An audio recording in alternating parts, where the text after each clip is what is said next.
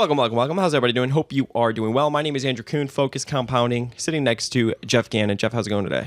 It's going very well, Andrew. How's it going with you? It's going great. Hope it's going great for everybody else as well. If this is the first time you're tuning with us, first of all, what took you so long? Hit that subscribe button. The number one value investing podcast in the world with the number one value investing podcast audience in the world. That part is true. That is very true. I'll allow the second one. Yeah. That is very true. We hope everyone is having a great week. In today's podcast, we are going to be going over some stocks that Jeff has written up on Focus Compounding, and we are going to talk about them, see where they're currently trading. So the other day on the podcast when we were doing a Q&A, I told Jeff this after the fact because I thought it was funny. Somebody had asked whether our strategy is less favorable because of I think his words, the Fed's willingness to basically prop up the market with liquidity. And it was so funny because I feel like 99% of people would be like, yeah, you know, kind of sucks, blah, blah, blah. And Jeff's like, oh, no, actually, it's great because our stocks haven't bounced back as much as the market has. So, there's a lot more opportunity. So I thought that was a great answer. And you believe it. That's not just us lying about it. No, I believe that. I was talking to someone and they feel the opposite way, but I do. Yeah. No, when I get depressed is when I can't find stocks because they're going up too much in price that things would be interested in. I get cheerful when there are prices that we might like. Mm-hmm. Yeah. So we are going to be using QuickFS. If you want to use QuickFS at quickfs.net, make sure you tell them that you came from Focus Compounding. Jeff and I use this every single day. It's great to pull financials, to pull historicals. We love the website. So it's quick and it's financial statements, hence the name QuickFS. So the first one we'll be going over is BAB, which we talked a little bit about in a recent podcast.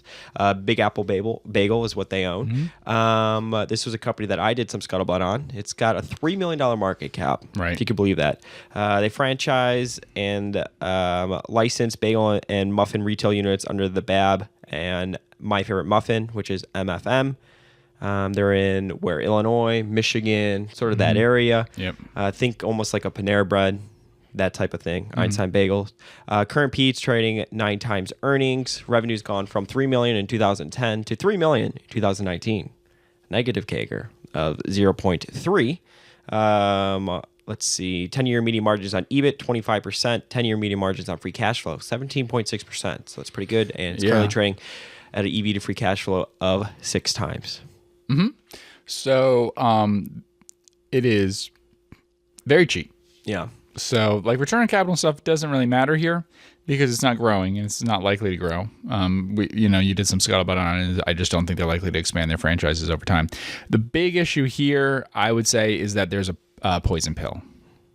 And so because there's a poison pill, that I don't know if do we ever describe what a poison pill is? No, let's go over it. No. Let's go over it. Okay. So anyway, so there's a threshold over which, with this company, if you bought a certain percentage of the stock, you would end up being diluted effectively, your ownership percentage. So you wouldn't do it. So for that reason, there's effectively a limit to how much people can buy. Now, it's not technically a hard limit, but no one would ever trip it. So it's effectively the same as if the company just banned anyone owning more than a certain percentage of the stock. Mm-hmm. So common levels that they put poison pills on are like 15 or 20% or something. So anyway, because of that, and we just read the market cap, if you have a poison pill that's 20% of the company and the market cap's $3 million, then no one can put more than $600,000 into this company. And you were telling me a story about that you know of where somebody purposely tripped it. Can you tell them that? Yes, someone purposely tripped a poison pill, and then they told them that that's crazy and those sorts of things. I think, you want to see crazy? I'll show you crazy. Right. And actually that raised a question because we were talking about something about that where I said the interesting thing is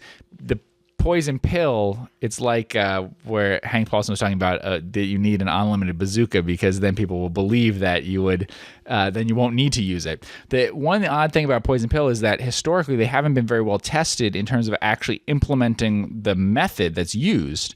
So weirdly, like the way that it would be used is to dilute you by issuing tons of what are like rights that would turn into more stock to everyone else. So they give all the other shareholders besides you a ton of rights, which then cause a massive dilution. So if there were 100 million shares outstanding, it could go to 1 billion shares outstanding, and then so you'd still own the same number of shares, but it would be a much smaller percentage. So you effectively would lose lots of money from this, and everyone else wouldn't. But of course, many companies that adopt a poison pill have no idea how they would actually go about doing this, don't want to do this, nothing, and so are just counting on the fact that no one would ever do it, no one would ever trip it. So I really don't know. In case where someone would trip it, I would guess the company would say, please go back below it. Yeah. Otherwise, because we don't want to have to do this. Yeah. But I think that's effectively what would really happen. But of course, so because of this, investors, institutions, and stuff know not to go over the limit, right? So but in that situation, he purposely did it because it was a micro cap, and he may have been crazy and things like that. Yeah. And it's not like everybody gets diluted. It's you specifically get diluted. Correct. So like your money, just lighting it on fire. That's exactly like boom, zero. I know, and I think that he was crazy. It could have been that he was trying to draw attention to it, but I think he was crazy. Oh, he drew attention to it, all right. Yeah. So for that reason, though, so no one can buy it up and then redirect the cash flows, right? They're fairly well compensated management, though not insanely well compensated compared to like the earnings of it and stuff, but fairly well compensated. So that I would guess if it was a private company in someone else's hands and stuff, it would be worth a lot more. I said that in the write up. So if there wasn't a poison pill, there's a reason why there's a poison pill. I suspect that without a poison pill, some people would raid the company, and that it would make sense to raid it. Yeah, to be honest. When I was doing Scuttlebutt and talking to some of the franchisees, they were telling me they were complaining a little bit about management. They're like, and you can't sue them because they're all lawyers, is what he said. That's true, actually. And their general counsel or something seems to be as important, as well paid as the CEO and stuff. Well paid, yeah. Yeah, and they've been around for a long time. I got the impression, I don't know what you got from your Scuttlebutt, but I got the impression the general counsel was as important to the company as the head of the actual the CEO. Yeah, and pretty much when you have every single one of the franchisees, the people with the boots on the ground tell you that competition is fierce with, Panera Bread, Dunkin' Donuts, Einstein Bagel. That's something that we were worried about. Because if you look at, it's not that different from starting your own like Dunkin' or anything like that. No, this could be a great stock. It could work a great value stock, great like magic formula type stock or whatever. I don't know what the returns on capital are. Can you see it? It says 14.4 return on invested capital, 20.5. Okay. 10-year median returns. But for me, it's not what I invest in. I don't invest in retail and restaurant concepts where there's a lot of competition. Everyone who listens to the podcast probably knows my biggest fear is competition. That's always the thing that worries me the most. And competition that can happen quickly and stuff from that. I've been to some of the concepts that compete with them now, the Paneras and the Einstein Bagels. And I went, when you were doing your Scuttlebutt, every day to Einstein Brothers, testing out the different ones in the Plano area to see how they were and everything. Yeah, and ordered a different thing and stuff and had the coffee just like you were saying. Yeah, well, mine was hard. It was harder for me to eat there than you. Oh, yeah, Jeff's on the all-meat diet. Which is not easy at a bagel place. Yeah, that's true, actually. What do you get, like salmon lox? I'd order and then eat the part. That's yeah. But tested the coffee and stuff and all that. So, yeah, I was worried about those competitors. I just am very worried from the competition perspective that customers might prefer these other chains and stuff. You actually wrote an article in the past called something about, like, safe free cash flow yields, and it said you titled "Go Where the Competition Isn't." Yes, how to tell if the free cash flow is the yield is absolutely safe. This is the biggest difference when people bring me ideas and I'm worried about it. It's competition. It's not like obsolescence or something. Most people are scared like the companies, no one will want it or something. Like obviously people are always going to want bagels and muffins and things like that. But the problem is, can other people make it just as well as you can or better? And if they can, like, do they have a system that's growing and whatever? So that was my concerns. But, this is not a terrible franchise in terms of, like, there are much, much worse franchise systems and stuff. What's left of it, the franchises that are left are not all losing money and stuff. And, it's pretty stable that way. Well, if the thing is, right, if you could, they do have a poison pill, so it's not like you could do much, right? But if you could take a large position or a control position or whatever you want to call it and redirect the free cash flow into other businesses, that could be kind of interesting. Oh no, it would be a great platform for someone else, but you can't because of the poison pill. Yeah, no, absolutely. Because if you look, do you have the free cash flow there? Yeah, I'm looking at it right here somewhere. So it's free cash flow per share. I guess I could pull. Okay, pull that. Yeah, pull up the cash flow statement. A free cash flow per share is fine. That'll work. Okay. Free cash flow per share. Okay. What's it been in recent years? 6 cents, 6 cents, 7 cents, 7 cents. Okay, there we go. It's kind of range. All right, so around. there you go. So that's very stable. Right now, look at the stock price. What was it, like 40-something cents? 49 cents. Okay, so 50 cents. So you have over 10% cash flow yield. So obviously, if you get it as a dividend stuff, you have to pay on that. But what I'm saying is this company isn't carrying debt on it. It wouldn't be that weird for a company to carry up to 3 times debt to EBITDA. They had a little bit of net cash.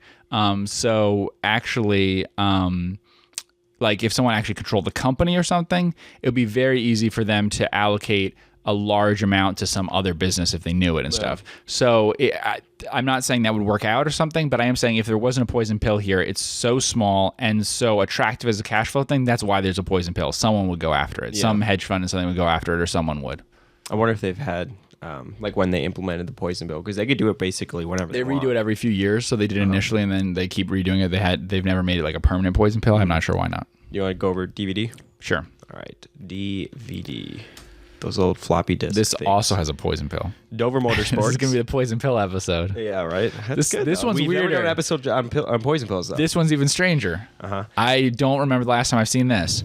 Company has a poison pill and has two dual classes of stock. Yeah. So, for instance, we're invested in a stock. A counseling manager invested in a stock, NACA, which has 2 shares of stock, 2 classes of stock. Yeah. So one person now basically owns enough of the Class B shares to outvote the Class A and stuff. So although he doesn't have the biggest economic interest or whatever, he still controls the company no matter what, right? And for a longer time, like family as a wider sense, descendants of the same people have had that, okay, as a group. So Carry the description. Dover Motorsports Okay. markets and promotes motorsports entertainment in the United States. It owns and operates Dover International Speedway in Dover, Delaware, and Nashville Speedway near Nashville, Tennessee. The company was formerly known as Dover Downs Entertainment, Inc. Dover Motorsports, Inc. was founded in 1969 and is based in Dover, Delaware. Okay. So they have those 2 classes of stock, and they have one person, chairman, he's 90-some years old, who has enough stock to outvote everyone. And yet they also have a poison pill, which is fascinating. Why do you need the poison pill? I don't know. Do you not need it? Are they paranoid about it, or is there some purpose for that? I didn't understand it. But so they have 2 takeover defenses. Revenue was $55 million in 2010, and in 2019 it was $46 million. 10-year median returns, return on equity about 8%, return on invested capital 6.5%, EV to sales 1.2, and it's currently trading, or it has a 14.5% 10-year median margin for EBIT. Yeah, the more you So yeah. interesting, right in our wheelhouse. EV to free cash flow 7 times. So, and actually, there was news on this company recently that they are going to host some NASCAR Cup in Nashville. Yes, so that was a big deal, and that changes everything about the stock. And when I was writing it up, that had just been announced. So historically, the company had this thing which it hadn't run for 10 years. I mean, like the place is completely abandoned for 10 years, down in Nashville. Now, when they say Nashville, it's about 40 minutes outside of Nashville or something, but it's not a terrible area or whatever. And it's accessible. They built all the infrastructure that would be needed to bring people in for the race. It just never happened. And they own about 1,000 acres there, but they're not going to obviously tear it down, sell it and stuff now because they're going to host a race there. But that race is coming from Dover, which had previously hosted 2 races. So the company as a whole is only going to host the same number of races, and now they're going to split it between 2 locations. That doesn't necessarily sound good. Of course, it's great if they ever pick up another race, but I don't know that that'll ever happen. So yeah, this is a very odd company in that almost all of its free cash flow and stuff comes from 2 races. 2 NASCAR events. It's weekends where they host other races that are like lesser events, but basically the 2 NASCAR Cup races are the important one, and those make them all their money. They also hold like a concert there, a music festival, but other than that, it's all from those 2 things. So when do you ever see a company which basically on 2 days makes all of its free cash flow the whole year? Never. Yeah, Never. Which is why it's interesting, right? Yeah. I actually bought Jeff and myself both a book on the history of NASCAR, because the only We're not information, NASCAR aficionados. the only thing I know about NASCAR is what I saw in Talladega Nights with Will Ferrell, and I don't know if that's an accurate representation of what NASCAR is. I know your only image of the Amish now is Witness, because That is true. We did see a horse and buggy and when you we were like, driving Pennsylvania. You felt like you didn't know enough about the Amish, so I said, "Well, there's I was a movie." amazed, and you're like, "Have you seen Witness?" And with Harrison Ford, and I watched that last night. It was good. You said though, do I want to watch like the Amish Mafia or something like that? I said I wanted to give you. I don't know if it's accurate about the Amish, but quality entertainment, as opposed to like reality TV nonsense about the Amish. Yeah. So A Witness was like it was nominated for like best screenplay or something. It was considered a good movie at the time. It was a good movie. Yeah. It was. There was something funny, but we're not going to talk about it. Okay. I was okay. Fine, I'll talk about it. The lead actress in the movie, Rachel or whatever. Yeah, she's very beautiful in the movie, and then I just was like, I wonder what she looks like. And you forgot it. The movie was made 35 years ago. Yeah, and I was I'll just leave it at that. I was like, oh wow, 35 years makes a big difference. Yep. Anyways, Dover Motorsports. So yes, obviously that's very interesting. They just had that news. So it's been a dead stock over the past like 10 years, right? 10 to 15 years for value investors. Right. The stock absolutely has been. I think the business, what interests me in is it looks like the business has gotten better over the last 10 years, the company, while the stock has declined a lot. But NASCAR has gotten worse over those 10 years, and that's the problem. NASCAR is at about a 20-year low in terms of ratings and stuff, and that's the really big problem, what we talked about.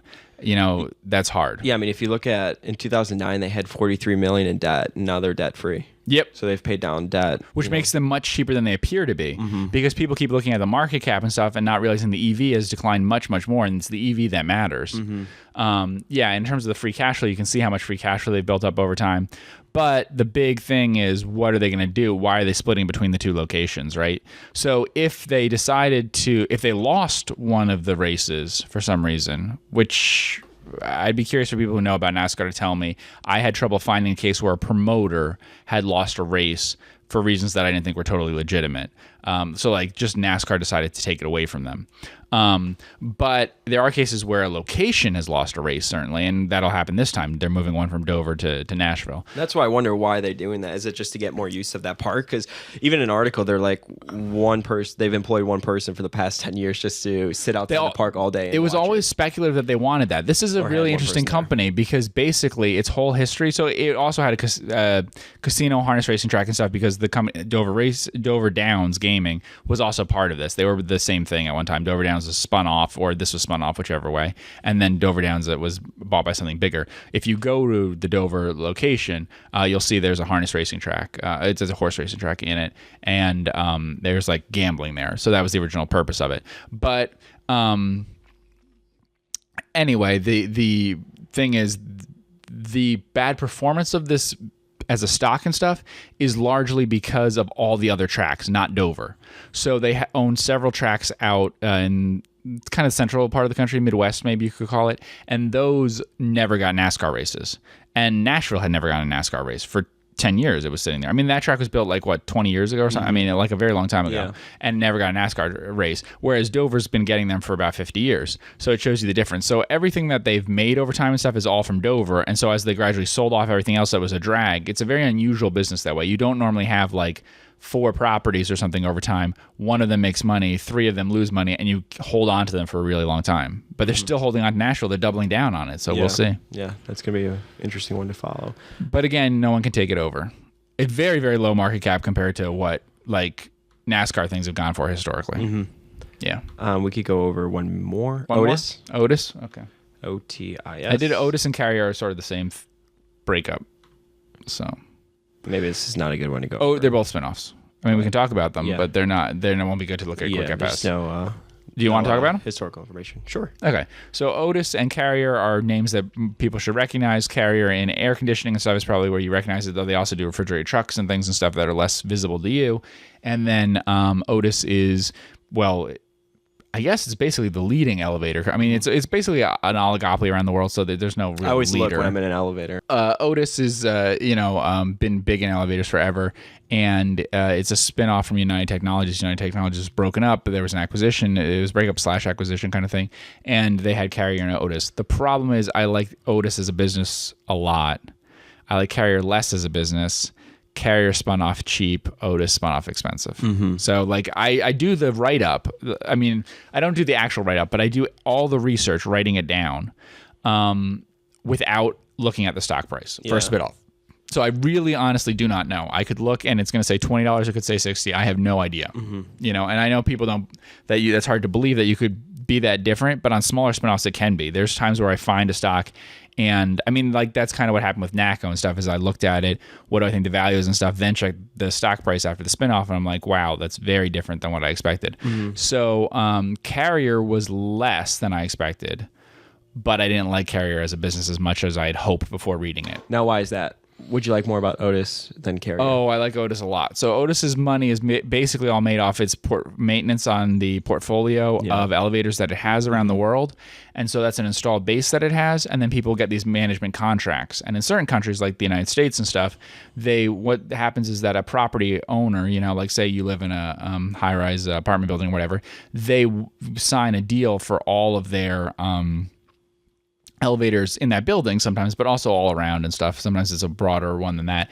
And they want to make sure, as part of the value of their property and stuff, that the elevator isn't down and things like that, and also safety things too. But and in the U.S. it's really good because the U.S. elevators are generally in high-rise commercial type things. Some other countries, the elevators are often in shabbier apartment things where they don't care as much, the owners. So an elevator in an office building, they're very concerned about not having any downtime and things like that. So it's a route density kind of thing. You just have a technician go out and do the work on it. And they were talking about the technology things, and I really believe them about just by giving all the technicians stuff to have on their iPhones and stuff, they'll be able to cut down the times, reroute them and stuff. I've seen it in other things. I mentioned pest control. I mentioned armored cars, laundry businesses where they do linens. In all of these, I've been impressed by the importance that technology has on improving the efficiency of each employee that you have there. And I did a bunch of math on how much they make per employee and per whatever in each country and stuff. And I just think there's a lot of opportunity for growing their earnings per share faster than they grow their sales organically and stuff. And I think it's all from just the portfolio of the maintenance contracts they already have in place. So I really don't care about the new build of it and all that, and how much are people going to have elevators in the future and all those sorts of things. It really is, to me, all about a repair business that they have. And I think it's really good. And I think Otis, and I think they're focused on the right things. They were saying the right things about what they're going to do. So I really believe them that through a combination of financial engineering and actually improving operations, they could increase earnings per share meaningfully to look kind of almost growth stock like in earnings per share, while actually the organic growth in elevators and things is really low. So I just thought there was leverage. It looks like it was spun off in the 50 area. Okay. And it's at 55.